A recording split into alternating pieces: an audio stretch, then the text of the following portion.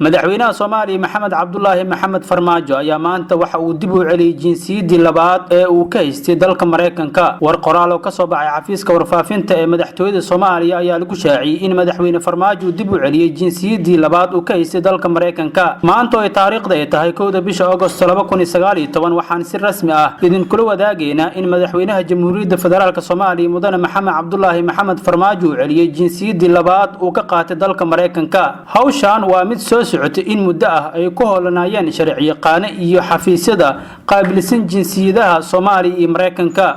madaxweyne Maxamed Cabdullaahi Farmaajo wuxuu ku noolaa dalka Mareykanka muddo dheer isagoo ka soo kororsaday aqoon iyo khibrad shaqo oo kala duwan. wuxuuna Jamhuuriyadda Federaalka Soomaaliya uu ka noqday ra'iisul wasaare sanadkii 2010. dastuurka ku-meelgaarka Jamhuuriyadda Federaalka Soomaaliya ayaa ogolaanay in muwaadinka Soomaaliyeed uu qaadan karo jinsiyado kale, balse markii la doortay kadib madaxweynaha wuxuu si iskiis u bilaabay qorshaha celinta baasaboorka labaad ee Mareykanka taa oo maanta soo idlaatay.